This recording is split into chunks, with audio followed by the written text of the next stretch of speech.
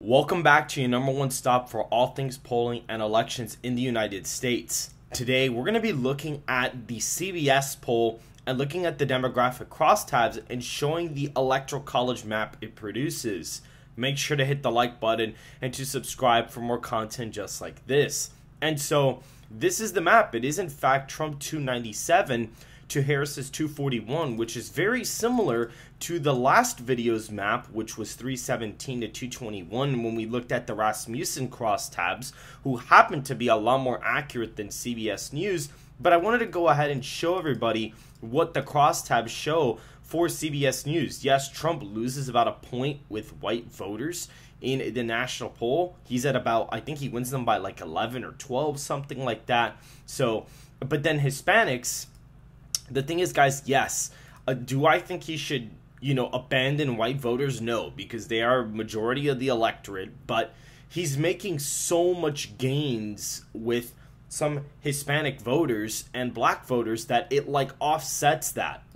He goes from losing Hispanics by 33 to only losing them by 14, and this is probably oversampling Harris's support. I don't think she's going to win Hispanics by 14 nationwide. I think it's going to be within the single digits. And I actually think Trump's probably going to end up beating her.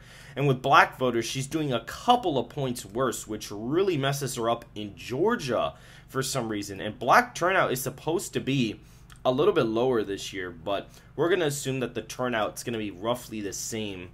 But Hispanic turnout may even be down from the previous election too. So that may be a bit of a problem. If white turnout is down, I mean, that's just really going to hurt Donald Trump overall. But right now, with the current turnout numbers and whatnot, you have Trump at 297, and you roughly kind of have like a tied popular vote or so. That's kind of roughly where we're at. Kennedy, Jill Stein, someone else. So literally, everybody else combines for about 4%. So everybody's basically, Trump's at 48, Harris is at 48. Now, the problem with the CBS poll is that they've seriously underestimated Donald Trump's support before. That's the main problem. And you clearly see, even when they do underestimate his support, New Mexico is actually a tilt margin, which is pretty interesting, but the Hispanic shift is so large, and New Mexico has a pretty sizable amount of a Hispanic electorate that it kind of pushes the state to the right by a decent amount. So please do not be surprised if New Mexico is within single digits, even if the election is close, because Trump is probably going to gain with Hispanics in Florida, Texas, in New York. New York is like a 5-point shift in this poll. I mean, it shifts 5 points to the right, and so does, Minnesota. Funny enough, Trump kind of doesn't really gain that much in Minnesota, New Hampshire, and Maine. I actually don't really expect him to win these states. I mean, because even in the last video, when Trump was winning the popular vote by 4 with Rasmussen, the demographic crosstabs were just really good for blacks and Hispanics. And that's what we really seen. That's where Donald Trump has gained a lot this cycle. And so you're going to see a continued pattern of that. And clearly with Hispanics, that helps him out in Arizona and Nevada. I think in Nevada he wins it by 3, and he's winning Arizona by about 4 points. So that's interesting. He's winning Texas by 13, Florida I think by 11 points, and then Ohio and Iowa are actually roughly similar victories. Iowa is actually a 9-point win, and Ohio's 10.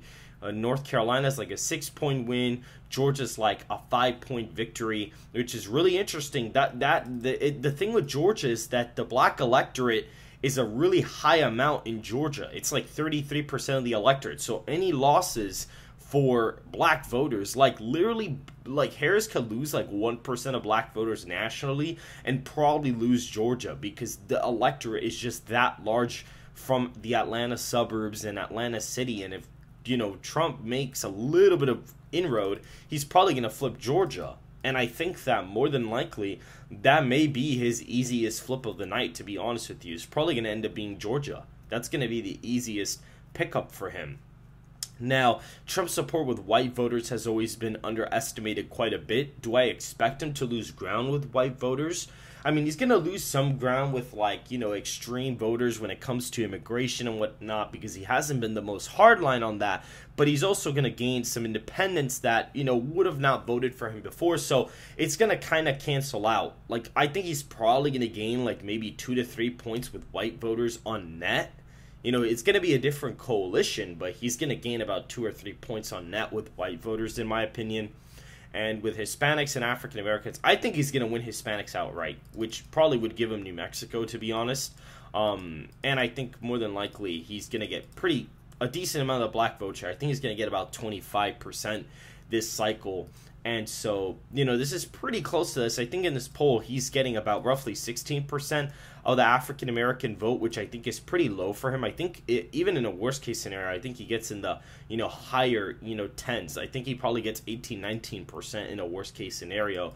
And I think Trump gets in possibly the mid to high 40s with Hispanics. That's probably what he ends up doing. He probably gets close to the high 50s with white voters.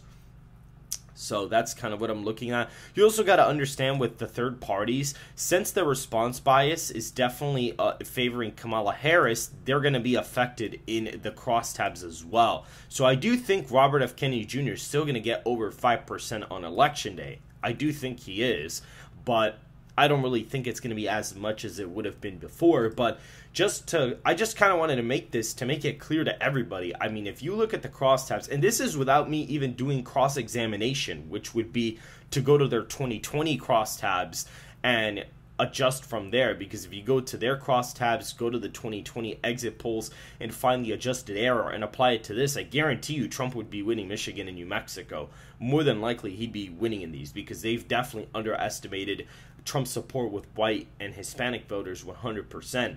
And so that's pretty much it for this video, guys. I just wanted to kind of show you, you know, even in an environment where Harris is winning by 2, or the poll says she's winning by 2, she's actually still losing the Electoral College. So that's it for this video. Make sure to hit the like button and to subscribe if you want more content just like this. And I will see you guys in the next video.